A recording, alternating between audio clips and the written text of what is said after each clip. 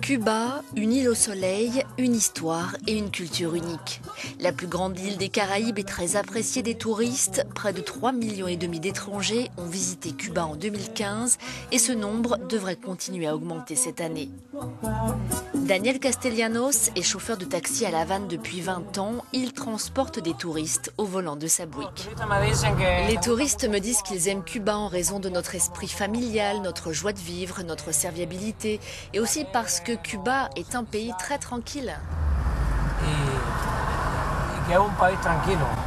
C'est dans cet hôtel qu'a eu lieu le coup d'envoi du Salon annuel du tourisme international de Cuba. Le ministre du Tourisme accueille son homologue canadien. Les Canadiens sont les touristes les plus nombreux à Cuba chaque année. Le pays espère attirer de nombreux touristes asiatiques.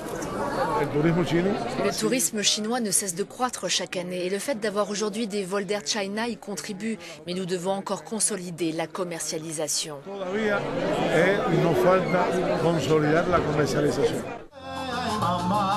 Plus gros événement lié au tourisme à Cuba, ce salon se déroule sur le site historique du château Moro qui surplombe La Havane.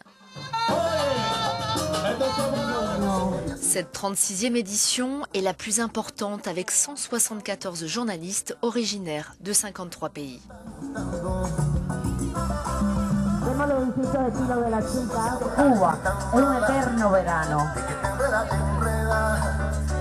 Qué bonito, distintos colores, distintos diseños, parece calor cubanísimo. Les Français Antoine Elzière et Pierre Boudot-Lamotte connaissent bien l'île.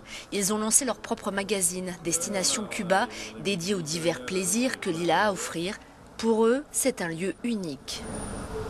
Quand on est à Cuba, on a l'impression d'être dans un film. On a l'impression d'être dans une séance de cinéma. Cuba est absolument magnifique, au niveau de l'architecture c'est splendide, les Cubains sont absolument adorables, très chaleureux, il y a de la musique partout, il y a également une mer absolument fantastique. Varadero et ses plages sont désormais accessibles par vol charter en provenance de nombreux pays européens. Mais la capacité d'hébergement a déjà atteint sa limite et les prix ont doublé. Chaque mois, nous avons entre 20 000 et 23 000 touristes, ce qui est un nombre assez élevé, souligne la responsable d'un hôtel à Varadero. Booster l'industrie touristique, c'est l'objectif de Cuba avec ses 126 projets hôteliers à travers le pays. Pour certains, cette frénésie risque de mettre en péril l'authenticité de l'île.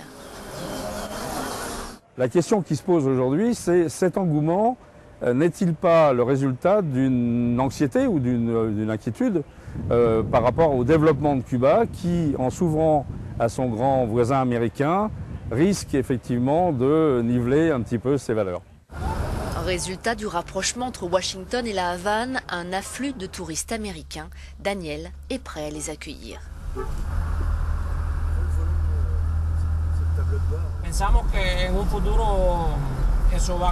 Nous croyons que tout cela va bientôt changer et que les citoyens américains seront autorisés à venir ici pour découvrir Cuba. Nous pensons que dans les prochaines années ou dans les prochains mois, le tourisme américain va se développer. Signe d'une nouvelle ère à Cuba, la maison de haute couture française Chanel a organisé son premier défilé dans l'île. Le Cuba d'Ernest Hemingway pourrait bientôt n'être qu'un lointain souvenir.